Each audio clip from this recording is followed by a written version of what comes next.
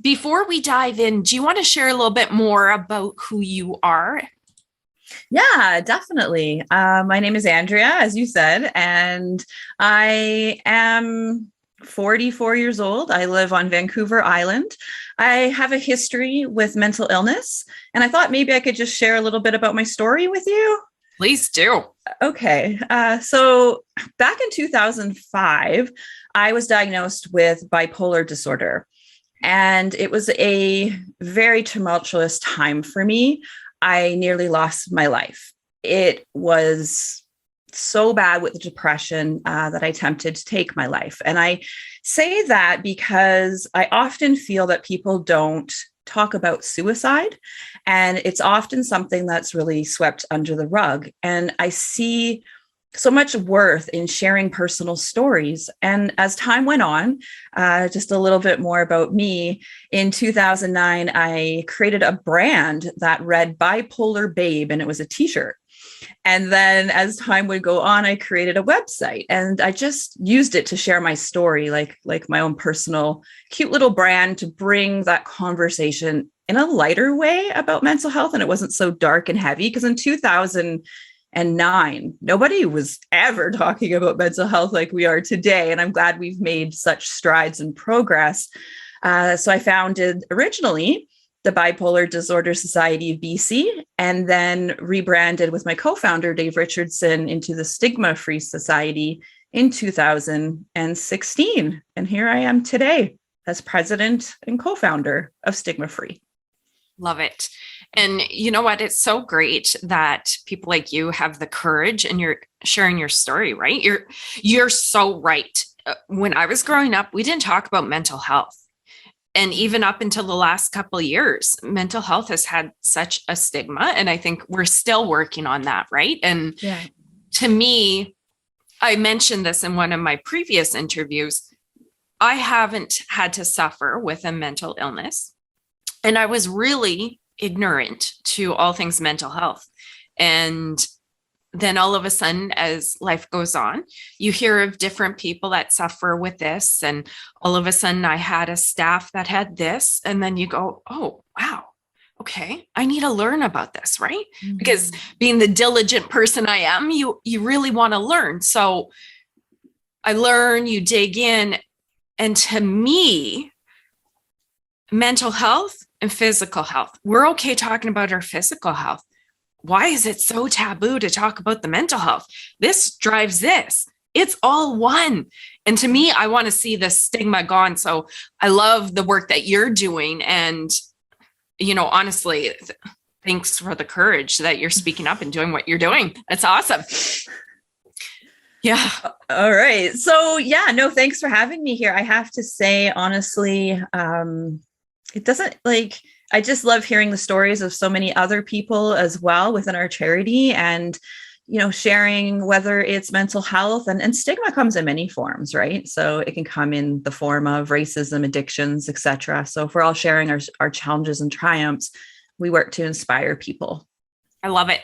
So when you were dealing with this personally, it must have been uncomfortable. How did you decide to start sharing your story? Weren't you scared of being judged, ridiculed? Yeah, it definitely was. It took 4 years to really get to that place of acceptance. And it all really was a defining moment, which is an interesting story. I went and took this weekend-long seminar called the Landmark Forum. And it's like the self-development, setting goals, looking inside and really determining, what kind of stories do you tell yourself to make up your truth? And my story was, I'm not going to be happy. I'm always going to have this mental illness. It's always going to ruin my life. And I had this perception. But when I took the seminar on the last day, there was 500 people there. You bring your friends and your family and you share about your wins and what you learned. And only a few of us were able to go up because there's so many people. And I remember the facilitator said, does anybody want to come up and share? And I'm like, just put my hand up. I didn't even know what I was going to say. Oh, wow. And I went up to the front in front of 500 people and I looked around, I grabbed that microphone and I'm shaking and I'm red and I'm out of breath and I'm so scared. And then I just said it. I said, hey, everybody, My name's Andrea and I have bipolar disorder, and I'm not bipolar disorder. Oh, I have a mental illness, but I'm not defined by that illness. And I actually can live an amazing life. And it was mic drop that moment, not literally, but it felt like it. yeah. And it was an absolutely astounding feeling because that's when I decided I wanted to make it my mission because I felt like I had a story to tell. And if I could share that story that I survived, that I got through, how I did it, I didn't want others to suffer in silence. It was just really that simple. And that led to the creation of the charity. As I mentioned, I was really scared at first, but now when I talk about it on podcasts or, at a speech, it feels as natural as just talking to a family member in a living room. Mm. Well, and that's what they say when we're scared to talk about what bothers us. It holds us, right? It has power over us. It controls us. But so often I've chatted with a few guests about mental health, and they say as soon as you start telling your story, others go, me too. And then it loses control over you, right? A little Yeah. bit. Is that right? Yeah, it takes away that hold, that shame. And I call it, as many of us call it, the self-stigma. There's so many forms, or there's three kinds of stigmas, right? There's social stigma, structural, which is in institutions, workplaces, etc. And then there's self, where we are ashamed of something like whether it's a mental illness or the color of our skin, or we hold a negative connotation to that. And when we can let go of that self-stigma, then I think we're really free. Well, that would be the most damaging one, right? If you have that self stigma of yourself, Yeah. right? Yeah, You definitely. get away from yourself. Exactly. Okay. So why don't we roll into the Stigma-Free Society? You mentioned a little bit about your mission, but can you share about what you guys do, the programs, the services, all that good stuff for people in our audience? They're mainly farmers, but it doesn't matter. Mental health is mental health. So do you want to share more about what you guys do? For sure. Stigma-Free Society, all of our programming and offerings are based around three themes. So awareness, understanding, and the acceptance of ourselves and others. So we offer a variety of programs, 6 different ones actually. And the one that I really love is the Rural Mental Wellness Toolkit for agricultural communities, remote communities, rural communities. And so on this toolkit, ruralmentalwellness.com, I hope everybody will have a look because it's specific mental health issues, as in these communities, there are different concerns, obviously linked to mental health, of course, but there's a higher incidence rate of suicide, for instance. There's isolation. There's things that in the urban counterparts that many people are just not dealing with. So it adds a layer of complication and a lot of times a barrier to accessing mental health help. So we created this toolkit that is online and accessible to everybody. We have a peer support component for those in rural communities, free peer support training so people can learn how to support themselves and then those in their communities as well. And this program is robust and amazing and is 2 days. And again, we have donors, so we're able to offer it for free when it's usually $350 a training. As well, we have the Student Mental Health Toolkit, which is an amazing resource for educators, school counselors, parents, guardians, and caregivers, and youth as well, obviously, And with the Student Mental Health Toolkit, it has lesson plans that are about mental health. These can be implemented in schools across British Columbia, anywhere in Canada. And we have been expanding into the Winnipeg School Division, which is a brand new thing for us to really focus in out of province. Okay. And the toolkit as well has virtual school presentations where we zoom in right into the classrooms with the students. We talk about mental health and share personal stories. And we also have a women's peer support group, which is accessible across virtually across Canada. Yeah, and a few other things like a workplace stigma zero training. We've partnered with Jason out of Montreal, and this is a workplace training program that he's created and that we've partnered to promote it. So there's a lot of really great offerings with Stigma-Free, and I just truly hope that people will look us up and check out our programs, especially for your audience, the Rural Mental Wellness Toolkit. Perfect. You're busy. Wow.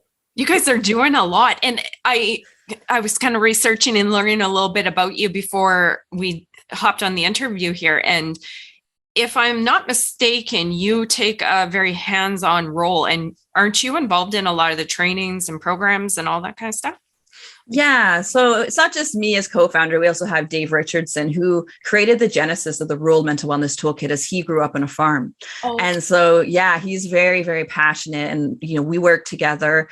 Dave puts out a lot of the ideas and the energy and the ignition of those ideas, and then the team, we just kind of really make it happen and come together.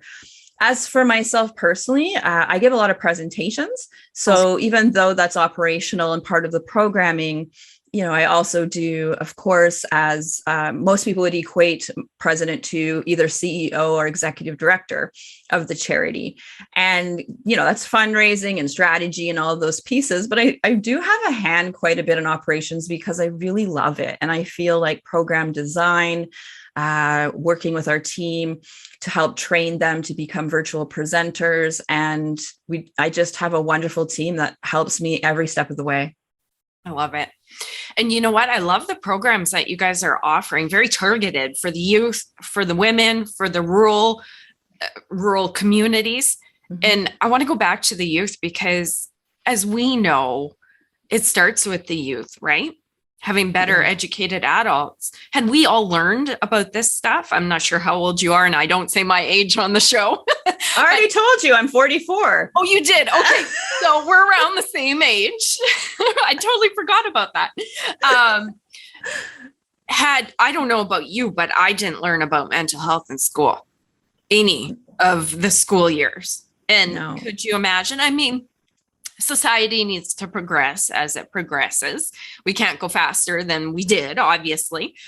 But if all the kids learn about it as they're growing up, I can't help but believe that mental health will one day be discussed just the same as physical health, right? Yeah, that's the goal, definitely.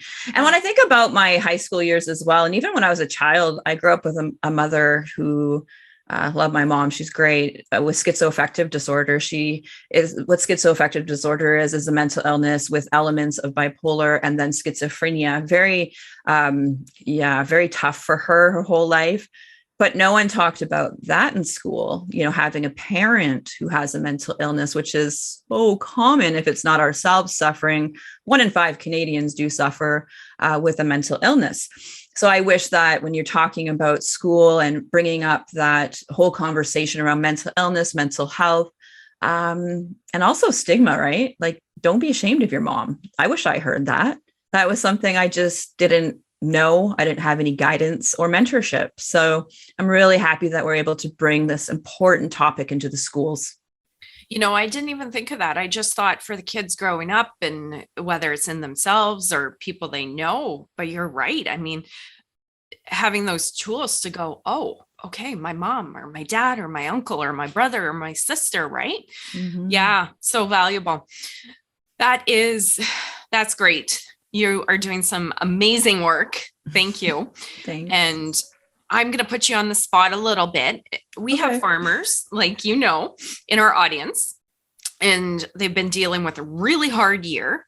Everybody, I think probably in this planet right now with the pandemic going on is going through a bit of a tough time, right? There's a lot of uncertainties on so many levels. And now in our farming community, in various areas across Canada, I'm sure around the world, we've had a tough year, a lot of drought. So that's really why I dove into the mental health series again this fall, because I said, you know what, let's take a pause from the business content that I normally do. Because my belief is, you know what, we got to take care of the farmer physically and mentally, because if we're not up to par, how do we even implement any business content, right? Let's make sure that everyone's feeling good and healthy and aware. So that's why I dove into this. So I would love for you to share some final words of wisdom as we work to wrap the interview up with anyone in our audience that might be suffering from mental health or know someone. Take that where you want to go with that. Yeah. So we have this wonderful, on our toolkit, we have hosts. So I'm one of the hosts for our live events. And then we have Jerry Friesen, who's the recovering farmer, he calls himself. And he's given me a lot of tips on what's important when it comes to farmers and mental health. And one of the biggest things, like we were just talking about self-stigma, I believe many farmers feel like they have to suck it up, right? You have that stiff upper lip and just move forward. I know there's female and male farmers, but I feel that men face a particular barrier when it comes to reaching out for help. Suicide is even higher amongst men, as we know. And I just really want to encourage people out there that if you feel like you are suffering, do not suffer in silence. Reach out to a loved one. Please know that suicide is never the answer or a way out. There's always help out there for you. There's a lot of different things. Like we have our suicide hotlines that people can call if it gets to that point. Take yourself to a hospital if you absolutely have to, of course.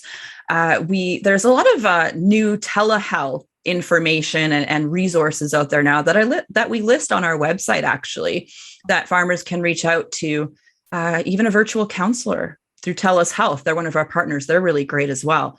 So I just really encourage people, reach out for help. Know that there is always hope and you'll get through this. Those are great words of wisdom. Thank you, Andrea.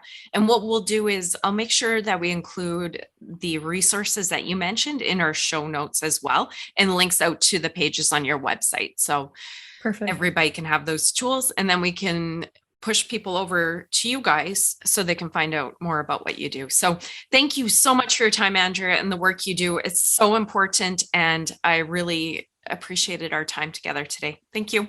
Thank you so much. You're welcome. And you guys in the audience, thanks for joining us. If you enjoyed this episode, like it, share it, and get it out there. You know what?